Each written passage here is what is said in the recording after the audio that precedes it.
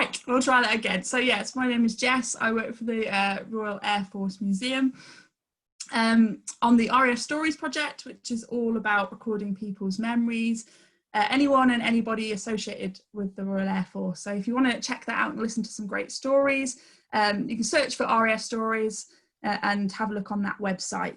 Life Stories is a series of talks we normally hold at RAF Museum Cosford each year, but this time, obviously, we've been unable to meet in person. So thanks to RAF for partnering with us to allow us to do this talk online, as well as the others that are coming up once a week throughout July. So yeah, they're all fantastic. It'd be great if you could join us for them. But today we've got Rachel, who we remembered we met about 2 years ago yesterday, was it? Something similar to that? Yeah, a year and a half, 2 years ago. I think it was after the Sydney Games, I believe. So it must have been around November 18th. Yeah, a winter sort of thing. Roughly, yeah. But yeah, it was fantastic to meet Rachel. She had hands full of medals that I got to have a look at, which was very exciting. So I won't give too much away about what she's going to share with us today, but she is the captain for Team UK for the Invictus Games. So she'll tell you all about her journey to that and a bit about her RAF career. And yeah, I'll hand over to you then, Rachel, when you're ready. Awesome. Let me just share my screen.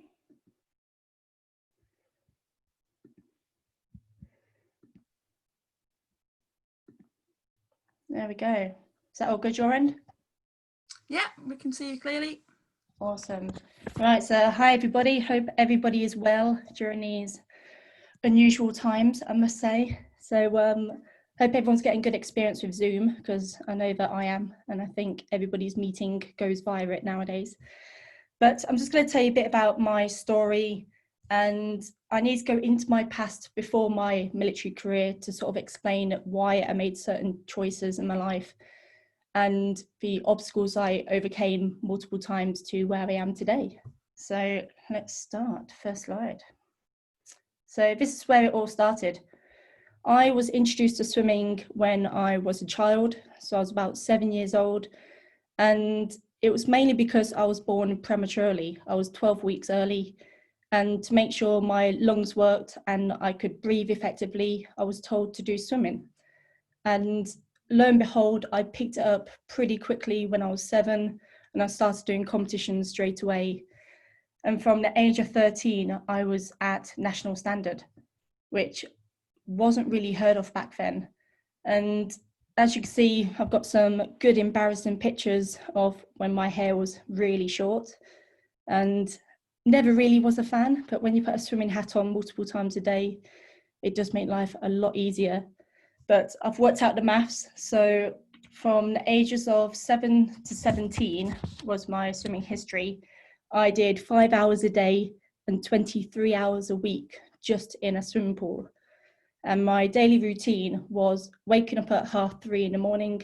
My mum would drive me an hour and a half to my swimming pool, and then I'll do 2.5 hours of swimming before driving back an hour and a half to go to school. And then I would leave school an hour early to drive back another hour and a half to do another 2.5 hours swimming, to then drive home an hour and a half later, and then having dinner at 10 o'clock roughly, to then be up the following day at 3:30. So it was definitely a busy childhood. That's mainly what I remember from it, is just living out swimming pools, smelling of chlorine and turning up to school with wet hair. And it was a tough one. I think at the time I did enjoy swimming. That's why I kept at it.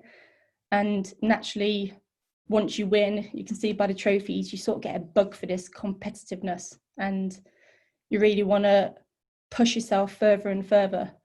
And it was when I was around probably 14, as you can see, I started having these dreams of being in the Olympics. And my friends that I swam with already were in the GB team. Some of them did later go on to multiple Olympics.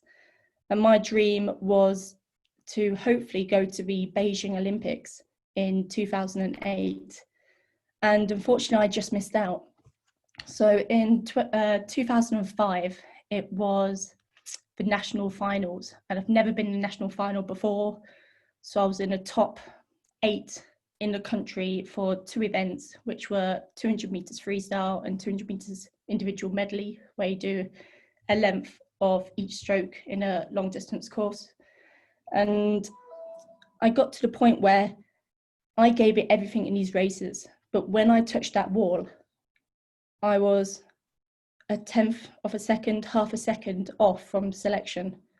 Everybody touched at the same time, and you had to be in the top 3 positions to be selected for GB, to then go to the 2006 Commonwealth Games, for then a chance to go to the 2008 Olympics. And I missed out by literally a fingernail. It was so close, and I can still remember that day so closely. And I looked back and wondered whether I started quick enough, or whether I turned quick enough or swam quick enough, even though at the time I knew I gave it my absolute everything. And I knew that was my last chance. I was 16, roughly 17 at the time, and that was my last chance, because you get to a certain age in sport and you do naturally become sort of heavier and a little bit slower unless you keep that dedication going. And that was my one shot. I would have to wait another sort of 4 years to next Commonwealths.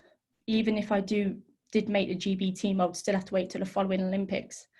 And being 17, I think I just decided that it was going to happen. I felt I was getting slower in training, and I made that decision with my parents to stop swimming and to just try and enjoy a childhood and start looking at colleges. And it was an unusual time. I don't think I spoke about it for quite some time, and I just wanted to let go, and I felt like a failure.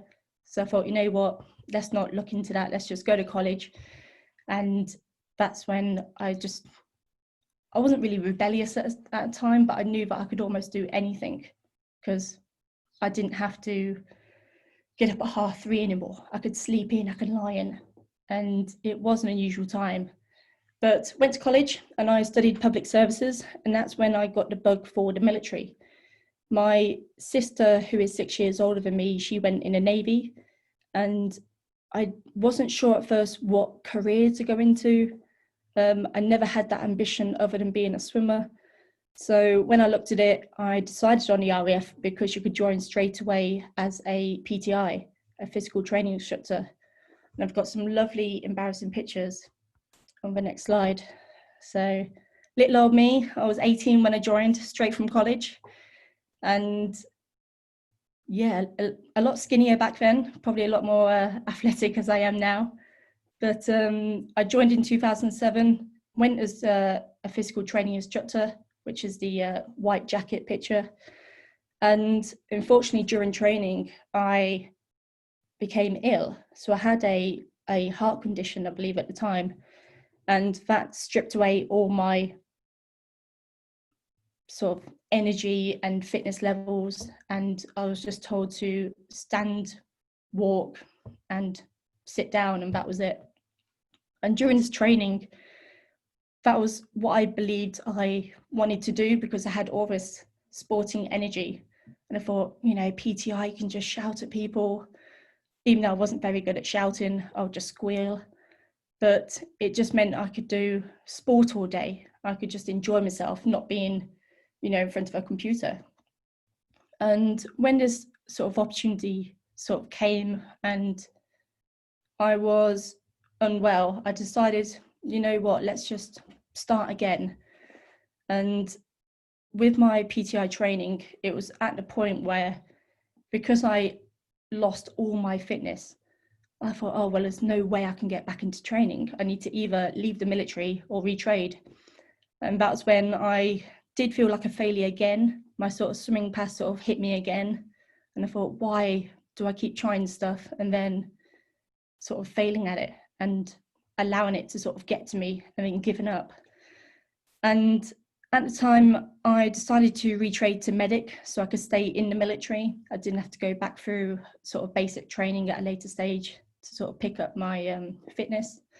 And I think a part of that was when you are ill, you're in a med centre quite a lot. And I sort of got to know the medics and the guys and sort of understand what job they do. So that was the reason why I changed it. And I learned what ABC was, apart from the alphabet, you know, CPR and all that sort of stuff. So it was tough at first, but I sort of learned to love being a medic as I went on. And I was very lucky during my training. I was posted to RAF Waddington. So I had a great first tour at Waddington, had Lincoln on the doorstep, met loads of friends. And it was towards the 2012, roughly, I found out I was going to get posted to the Falkland Islands, which are the bottom pictures. And obviously you have to get a picture of a penguin, because I think that's what you have to do when you go down there. And it was probably the best thing I ever did. I absolutely loved going to the Falklands. You either love it or you hate it. But for me, I met amazing friends. I saw wildlife that I've never seen before, like elephant seals. I didn't even know they existed apart from in films. And yeah, it was a great experience. And to go to the Falklands, I had to do my AeroMed training course. So I was also a flight medic. So if we had any patients that were ill, I would fly with them back to the UK or to a different country if they need emergency treatment. And that was my main job, but I thought it was great. You know, it kept you busy. You got to go to all these amazing islands. And once I did the tour, I came back to the UK and I found out I was posted. So my next posting was RAF Wittering, and it was fine. I think at the time I had such a high from being at Waddington and being at in the Falklands, that going to Wittering, it was a smaller base, a different way of working, because now we have the university air squadrons and sort of smaller aircraft and everything, but it was still the same job. And within the medic role, you are doing 10 jobs in one. You're a dispenser, you're a hospital referrer, you attend emergency situations on an airfield. It's a complete different kind of way. But during my tours, so during Waddington and the Falklands and Wittering, I got back into sports. So I was lucky enough to represent the RAF in swimming again and rugby. So I got some lovely, well, if not slightly scary pictures. But I wasn't sure about swimming. I started that when I went to Waddington. I got introduced by, I believe it was a friend, and they told me to go for swimming. And I didn't really tell them, but I swam before, and I really wasn't sure about it. But at the time, I think if you get told about sport in the military, you get excited because you get to travel, you get the kit, which is always a bonus. And yeah, I did that for a couple of years. I was very lucky. I did the tour to Cyprus, to Club Lysandra, and represented interstation, interregional, interservices and internation. So we had different Air Force swim teams from different countries all competing against each other. And that was great. I did that for 2 years before realising, you know what, chlorine, it's just not my thing. It's a smell that you can't ever get rid of. And as soon as I got back into it, I was worrying about, you know, I can't be bothered to train, but I just want to do the competition. And if I do the competition, will I be happy if I didn't win? And that sort of mentality came back, which I hadn't had in quite some time. So I decided to quit swimming again and switch to rugby, because naturally when you have swimming shoulders, you can also be a prop. And I always loved watching rugby, but I never played it.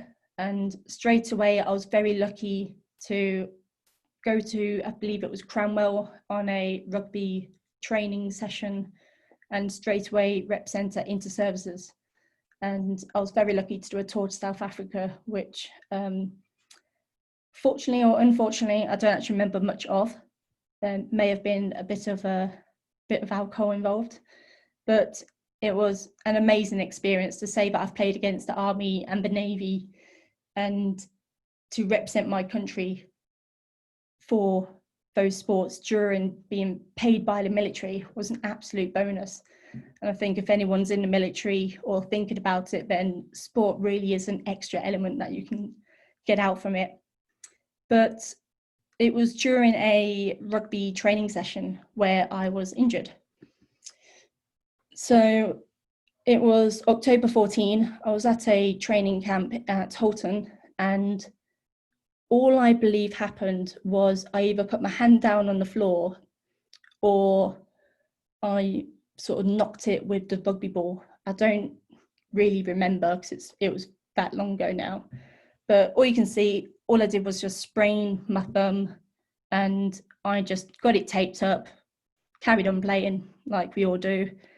And I even played a game, just a picture on the left. I played a game the following day just with a bit of tape on my thumb and carried on as normal. And at the time, I just thought, you know what, there's not much in it. It's just a niggle. You know, I'm bigger than this, I can carry on. But little did I know that actually, when I went to see the doc, I had physio, I had everything, and it just wasn't getting better. I was losing sort of flexion in my thumb, and it was slowly progressing and getting worse and worse and worse. And until it was probably maybe mid 2015 when I started thinking, actually, my hand is actually getting worse, and I was starting to struggle to sort of treat patients. And even as simple as pulling a plaster apart, I just couldn't do. And it wasn't exactly hygienic to use your mouth to sort of tear it apart. And it just kept going and going, and nothing was fixing it. We thought maybe, you know, we'll just have the odd sort of steroid injection, it will just miraculously get better again. But it was a long time down, and all I kept thinking was, actually, this is actually getting worse. I was probably a bit in denial, thinking medics, you know, we don't get injured. We're, you know, superheroes, and it just doesn't happen to us. But the realization is that it does. And for me to accept it, I just don't think I ever did.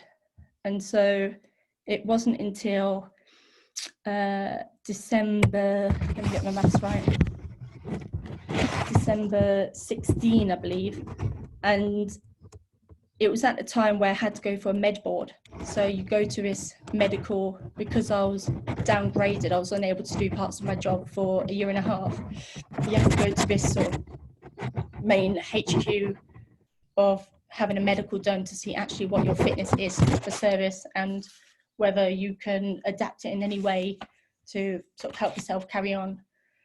And little did I know, I went to this appointment, and literally an hour, 2 hours later, I was in a room with the sort of main medical officer, and he just said, "I'm so sorry, but thank you for your service." And I was like, "What are you on about? You know, thank you for your service." I'm like, you know, thank you for your service. Trying to make a joke of it as always. And that was when I realized actually it wasn't just a thumb issue. It was a hand that was starting to tremor. I didn't have any grip. It was up to my elbow then. So every time I was bending my elbow, my arm would shake. And I was losing that grip to actually hold on to a pen. And that was when it sort of really hit me, and I thought, oh God, everything I trained for, I failed again. You know, this is the third time. One, it's swimming, then it was trying to be a PTI, and now it's carrying on with my medic career. But this time, this is it. You know, this is my 10.5-year RAF career completely gone. And I just couldn't understand it. I thought it was just a thumb sprain. You know, everybody gets them. It's only a niggle. But I think I just felt lost. I was just blank. I didn't know how to break it to my parents, to my family.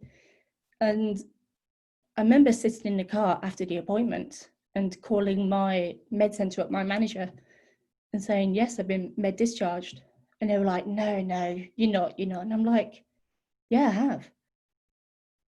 And I think everybody saw me always as like a bit of a joker, I've never let an injury sort of get to me. But when they sort of got the notification through on their sort of medical side, they realised, yeah, it's true. I'm no longer wearing this uniform ever again. And still to this day, that was the last time I wore my blue top, my navy trousers and my jacket. And it was just such a shocking time. And even the following day, I had to go back to work to start a handover, but I didn't even know what time to wake up. And I remember asking, I was like, what do I do? Do you want to come in at 8 o'clock when we start work? And they were just like, yeah, just come in whenever you want. And I was like, oh, okay. And so naturally I thought, great, I've got a lie-in.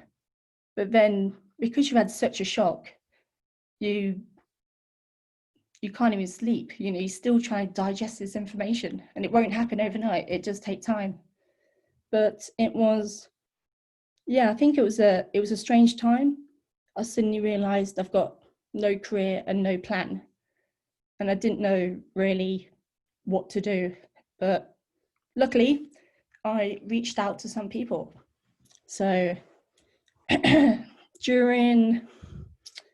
so it was December 16 was my med board. So straight away you go on resettlement.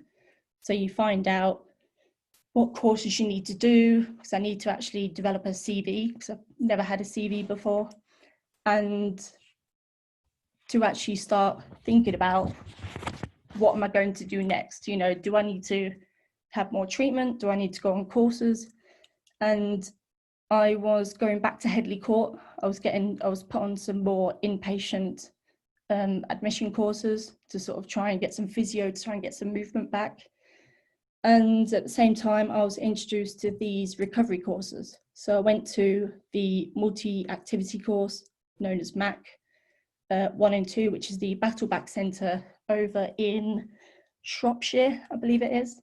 And it's run by the British Legion, but it's great because it's almost like doing adventure training, but adaptive, and you're all in the same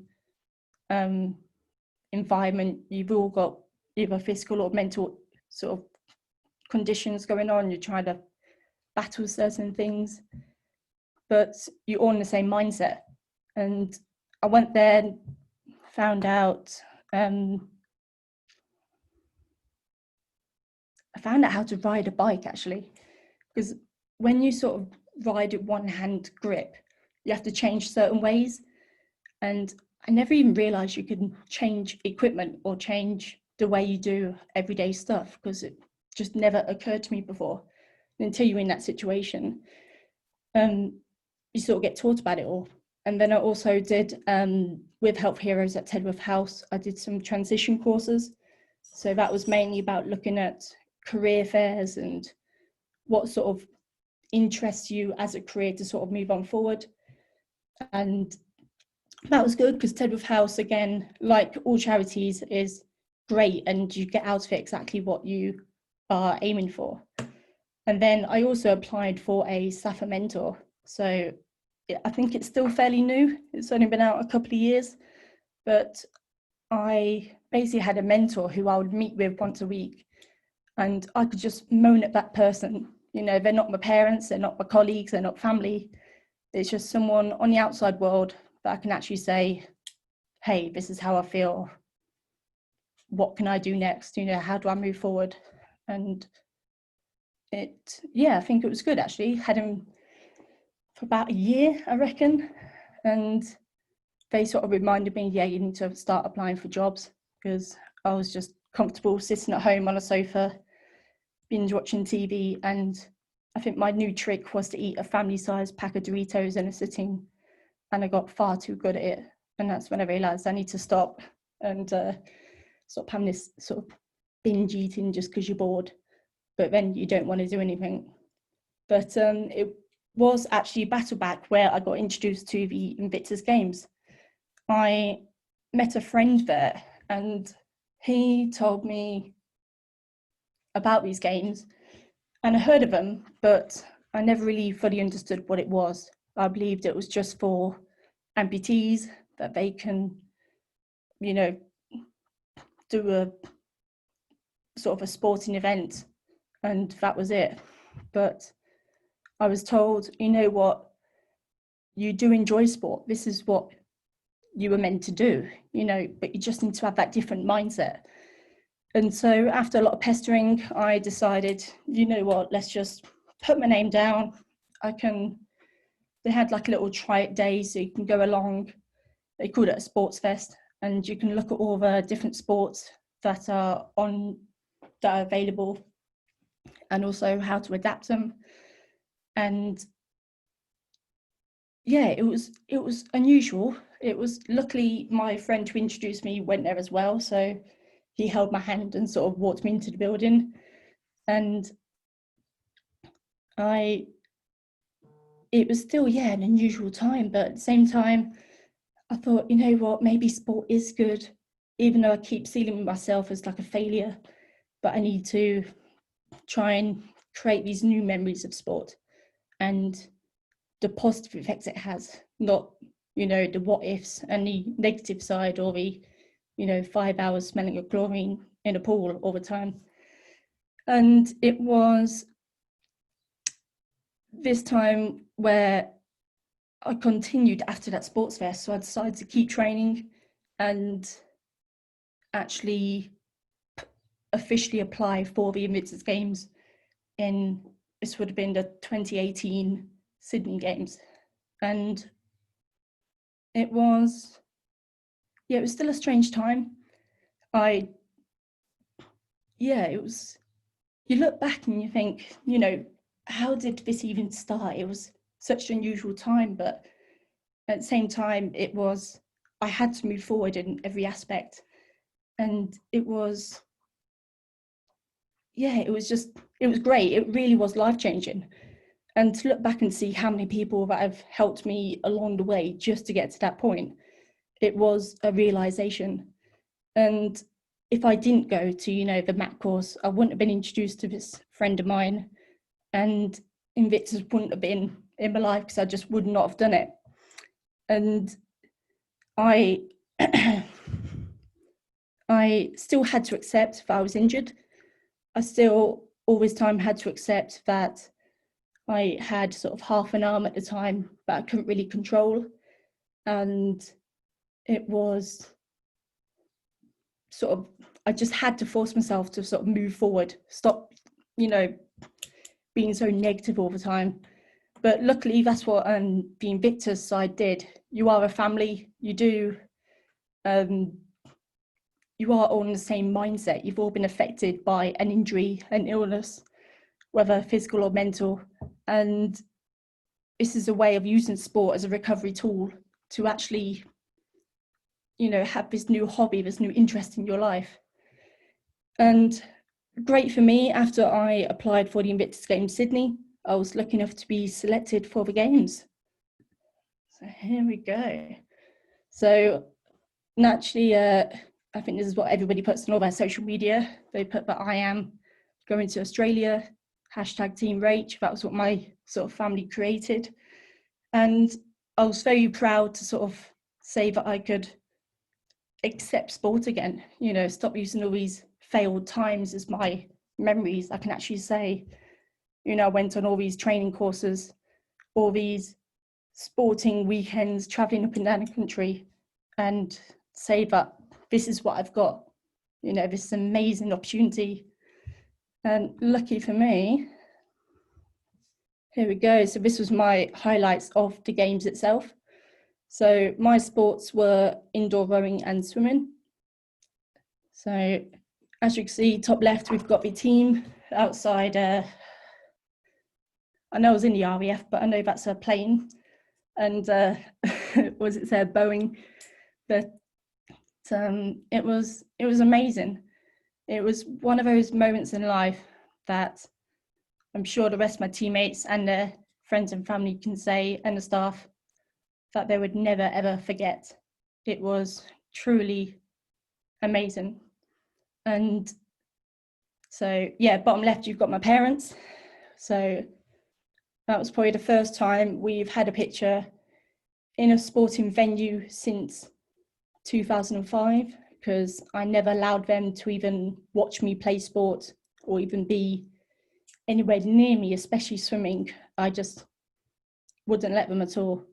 And then in the bottom, you've got the girls that I swam against, and from different nations. We decided to try and get a picture before we all escape and go our own ways. And I was very lucky to get some medals, even though that wasn't my aim at all. So my goals were to just try and get a PB. I scrapped all my swim PBs from my past because I knew this is a different time now. I need to just, not so much scrap, but just put it to one side and just accept that I'm starting again. This is a fresh start. And to just get to the end, be happy, try and get a PB if you can, but don't worry if you don't. You know, this is all about making yourself feel better as a person, accepting your injury and moving forward and learning how to adapt. So the sports I did again was indoor rowing and swimming. So the swimming events were 50 freestyle, 50 back, 50 breaststroke, and 100 freestyle. And we were in a 50-meter pool as well, which is quite nice because it's only one length or two lengths. So you haven't got to worry about multiple turns or anything else. It's literally, you can see where you're going and that's it. And then indoor rowing, I did 1 minute sprint and a 4-minute endurance. And I had to adapt the machine. So if you imagine an indoor rower in a gym, I would take the handle off and put on a single handle. And then I'll just row sort of lumberjack style with one arm and try and get it moving. And again, I just wanted to get to the end because with rowing, you do 10 seconds on a machine, it feels like half an hour. It really is, but it was great to sort of know that I can do some form of CV exercise and adapt it and enjoy it, because you just won't see me running anytime soon. That's just not something I enjoy at all. But Sydney was purely amazing. And to say that I've got all these friends for life and I'm close to my parents, I've got friends who still in contact, and it's great. I think of sport, I think of swimming, and I automatically go back to Sydney and to the games and how such an amazing event, and to come from the idea of Prince Harry and everybody involved in, even all the volunteers, it was just amazing to be part of.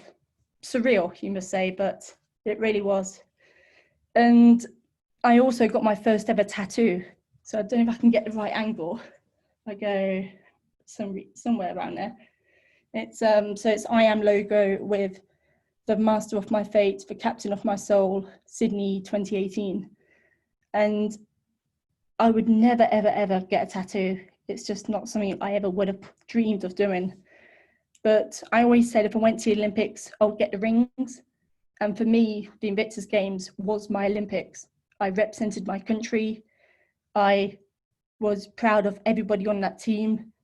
I enjoyed it. I have all these new memories, and I need to make sure that I've got something on me permanent to just to remind myself of where I got to, and to don't forget it, because even though you might feel like a failure multiple times, there's always something better that's going to come to it, but it just takes a bit of time and a bit of patience. But no, it was great. I was very lucky. For the medals, I got 2 golds in the indoor rowing, and then the 3 silver and 1 bronze was for swimming.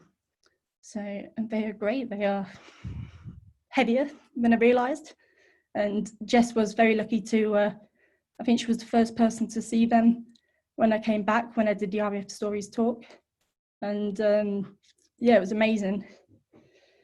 But after the games, reality does hit you and you need a plan. So for me, I was very lucky.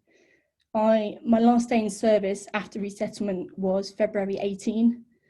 And even though I didn't really want to apply for a job, I had no interest. I was quite happy just sitting on the sofa doing absolutely nothing. I realised I do own a house. I still need to get a job. I need to get, income somehow. And lucky for me, when I was at Headley Court, I found out all about this new building they were going to do called Stamford Hall, which is in Loughborough. And I thought, oh, that's great. It's an hour away from me. It'll be perfect. I can get back into that role with the military, but as a civilian working there. And I was very lucky. I applied for the job and I was accepted.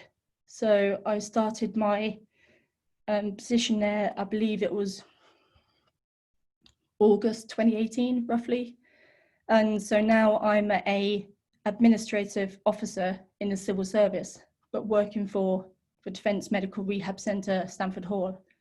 So it's like being a medic again, but only on the admin side, which I do enjoy. It's great.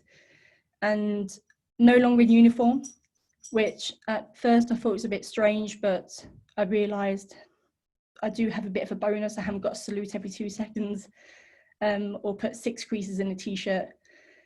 And yeah, it's a great place to work. I actually, strangely enough, work with the upper quadrant team who I was a patient with at Headley Court.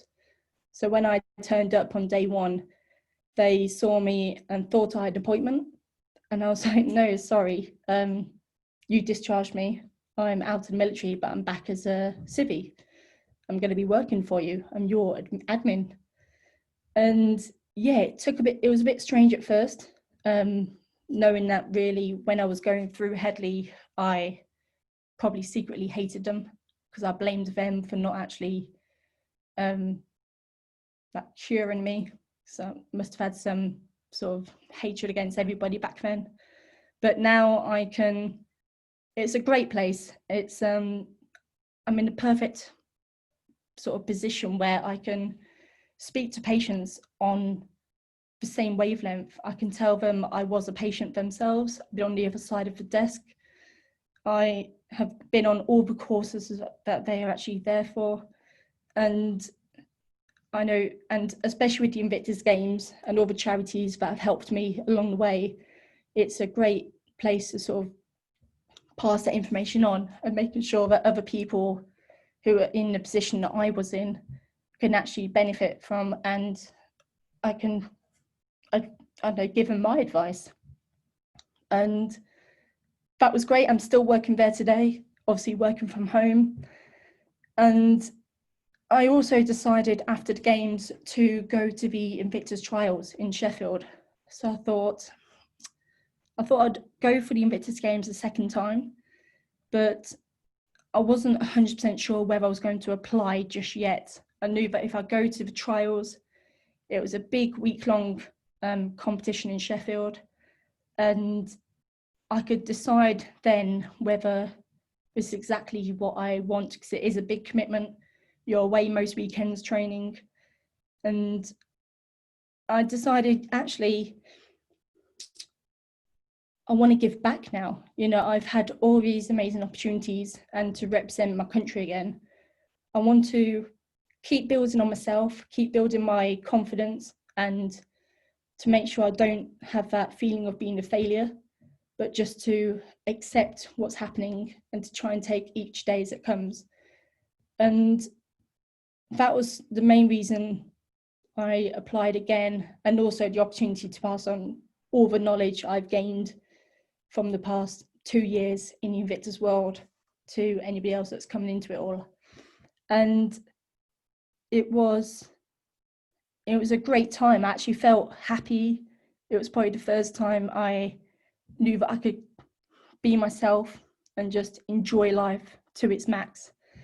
And I was very lucky that I was selected and also became the first female captain. So when I actually applied for the games itself, you get given a choice whether you want to go for captaincy, and it's whether you want to go for captain or vice captain, both or neither. And I knew that if if I was selected, why not? Why not take this chance? You know, if I get it, absolutely amazing. If I don't, and I'm still selected, then I'm still going to have the same goals of trying to improve myself, keep building on myself, and pass on my knowledge to all the first time guys that are coming through. And amazing for me, I went for an interview and I was told later that day that I was the captain. And I really wasn't sure. I did say, you know, are you absolutely sure? But I knew that if I had the confidence from the team that actually they did pick me for a reason, and I just need to believe in myself a bit more. So we went to the announcement. I finally got my hug from Prince Harry, and I kind of looked like I'm face planted in there, but I was just a bit overwhelmed and excited with the day itself. And I've got two amazing vice captains. I was very lucky to meet Kelly, who's on the left of me on the picture. We met at swimming at the trials in Sheffield, and Dave on the right, he went to Sydney with me. And it's amazing that we can now pass on with the rest of the guys who are also, we do have a few others in the team that have been to Sydney as well. And between us, we can pass on our knowledge to all these first time guys and let them experience what we experienced for Sydney and the amazing time that we had and this sort of whirlwind journey, but also to remind them that life does continue. You know, the games is a big step right now, but when you come back, you need to make sure you have an idea or a plan or something to look forward to, whether it's signing up for a local sporting event or, you know, say you're going to book for job interviews or something. And that's the message that we're passing out at the moment. And yeah, it's still surreal. Even when people sort of call me captain now, I still smile, and it's still unbelievable, but it has been easy because the games should have taken place this year and we were so close to going. We all finished our last training camp and we had probably a month to go and we would have been at the games. And obviously because of COVID, it's taken a bit of a knock on everybody, and we're very lucky that the games weren't cancelled, but they were postponed. So we do have another year together as a team to build on what we started. And it's just a case now that we're staying in touch online, social media galore, and just trying to make sure that everyone sort of mentally is in an okay place. No one's going to be amazing right now, but once the gyms are open and we get the official dates for next year, then we can start sort of believing it's going to happen again. And it's going to be an amazing year. It's going to be just like day one all over again, but as soon as we all meet each other and get back training, it will be as if we were never apart.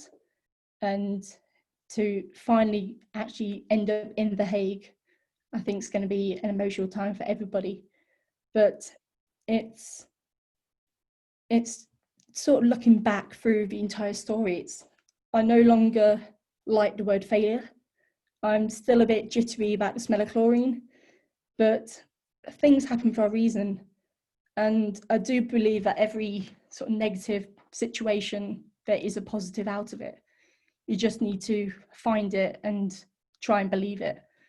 And I think that's the sort of philosophy I go from today is, yes, COVID's happened and it's happening now, but you do get time with your family, and it's always something to sort of try and sort of get you going by each day.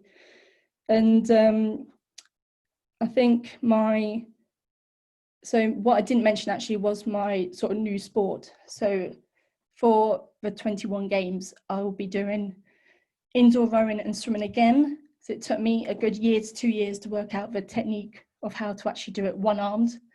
And my new sport is athletics, field. So no running, but I will be throwing a discus and a shot put, which are brand new for me, but I do really enjoy it. I think it's like a great anger management, and yeah, it's something new, something fresh, and yeah, I think it's one of those sports where I personally didn't realise that when you look at a running track, there was a field in the middle and people throw stuff. I just, for some reason, just never really looked at it that way. But no, it's good to have a new sport involved. And injury-wise, my arm has still progressed since that initial med board and from the Sydney Games. So from having no grip in my hand, I now have a whole arm that I can't use anymore. So I do still have a tremor if I flick it about, but I personally just find no interest in that. So I've had to learn to be left-handed and one-armed in everything in daily life, which I think took me by surprise because I never realised how cutting up your food is a challenge. And to actually learn to say, please, can you help me? Because I never, ever would have done that, ever.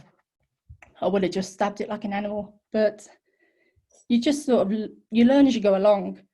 And I think everyone has these setbacks in life, but there is an alternative way. You just have to be a bit patient and try and figure out how to actually go about it. But sort of get to the future. I've never really been a fan of long-term goals, but short-term goals I think are more sort of realistic. And I think as soon as the games are done, I'll probably look into volunteering, mentoring future Invictus athletes maybe.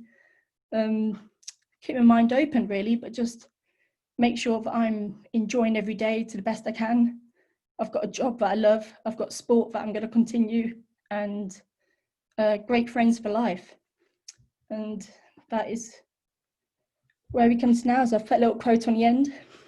Life is a game of snakes and ladders. Every ladder you climb, a snake is waiting around the corner, and for every snake, a ladder will compensate. So don't worry if you get knocked down, because you just have to wait, because one day you could have the best thing waiting to happen for you. And that's it. Thank you, everyone. Thank you, Rach. That was incredible. So inspiring that you're so open and honest about your journey and everything that you've been through. Yeah, I wouldn't have been maybe 2 years ago. It's still brand new to me, but I have found over time that the more you talk, the more you are open and honest, you do feel better. And I think I'm a stronger character, more confident nowadays than I ever have been. And that's just because I've got no more doubt in my mind. And it's just about, getting the most out of every situation now. Yeah, I think it's fantastically timed as well for all of us that are feeling a bit of stress through all this lockdown. And, we know that things will get better, and we just got to keep plowing on for now. I'm sure we might have some questions for you if you're okay to take some. Either way. Questions, Amy? I know I've been wondering as well, have you been practicing the discus in your garden whilst you've not been able to get out and about? No, my garden's not flat, and I don't have enough concrete to sort of spin on. You sort of do I call it the 7 twizzle lob, which is not correct in any way, but it's just the way I remember to spin and lob a discus. But no, I haven't really done anything, not since March time was the last time I did any sort of proper training. So I did ban myself a little while. I thought I kind of need the rest, but I'm lucky enough to have just purchased a rowing machine, so I can start building it up slowly. But we've got plenty of time, so I'm really not worrying too much about training right now. We've just had some lovely comments. So one says, thank you, Rach, great talk, awesome, I'm proud to know you. So that must be a friend, Ali. Oh, yeah, there you go. Ali. Awesome, I'm proud to know you, she says. That's really good. And we've just had some lovely comments just say thank you for your honesty and for your amazing stories, and just to hear how far you've come has been brilliant. So thank you very much for your time, Rach, and thank you, Jess, for coordinating. No problem. Thanks for helping out and help the Life Story series come online as part of your wonderful programme at RAF. We'll keep it going. So we've got lots of stuff coming up next week, but including one of the RAF Museum's life story series again. So you make sure you check that out. And we'll pop this on our website. And I'm sure Jess will let you know where to find it on the RAF Museum website as well. But thank you very much for your time, Rach. You've been fabulous. No, and thank you very much.